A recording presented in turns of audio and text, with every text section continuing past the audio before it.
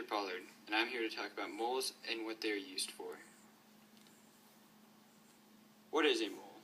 A mole is a measurement used for numbers that might not be worth counting on your fingers. A mole is the SI unit for measuring atoms or molecules, but how big is a mole?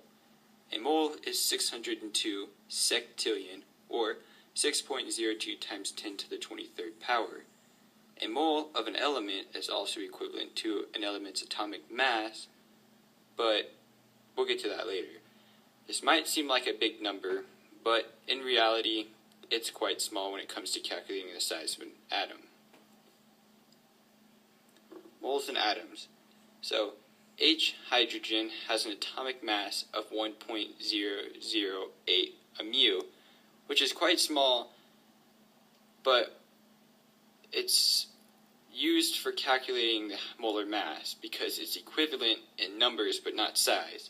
So hydrogen's molar mass is 1.008 grams, which is way bigger than a mu's. So one atom has 1.008 mu, while a mole of the hydrogen atoms has a molar mass of 1.008 grams. So chlorine has an atomic mass of 35.45, so one atom of chlorine has 35.45 mu, and a mole of chlorine atoms would have 35.45 grams. Same with SN10, which has an atomic mass of 118.71 mu, so the molar mass of SN10 would be 118.71 grams. And so on and so forth. Molecules. So, to calculate the molar mass of a molecule, we would take the molar mass of each individual element in a molecule. So, for example, we have monooxide and carbon dioxide. So, what we have is C, carbon, which has a molar mass of 12.01, and O, oxygen, which has a molar mass of 16. Now to find the molar mass, we would add those together. So 12.01 C plus 16.00 O has a molar mass of 28.01 grams, which is the molar mass of monooxide. Now, carbon dioxide is CO2. So again, C has the molar mass of 12.01 and O has the molar mass of 16.00. So, when we add them together, we have 12.01 plus 16.00 times 2 to get the molar mass of CO2. So, we have 44.01 grams. To get a better understanding of how big yet how small a mole is, let's look at some different measurements. I'm going to find a mole of train cars. 1 mole is equal to 6.02 times 10 to the 23rd. A length of one train car is 60 feet. A mole of train cars times 60 feet is 3.6 times 10 to the 25th feet.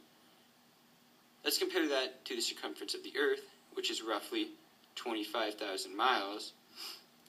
Let's do some different measurements here.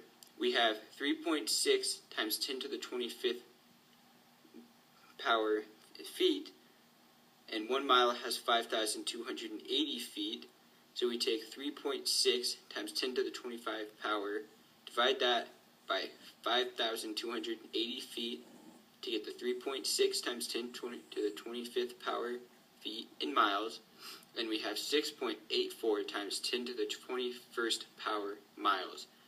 That 6.84 times 10 to the 21st power miles is 1 mole of train cars. Now let's compare that to the circumference of the Earth. Now 6.84 times 10 to the 21st power miles is our mole of train cars.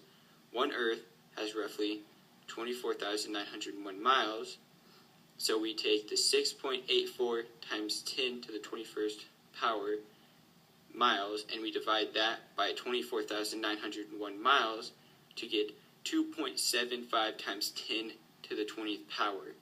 Now that is how many times that 1 mole of train cars would go around the Earth.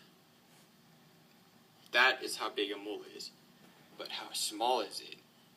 A mole of train cars can circulate the Earth 2.75 times 10 to the 20 times, while 1 mole of hydrogen, previously 1.008 grams, can be held in your hand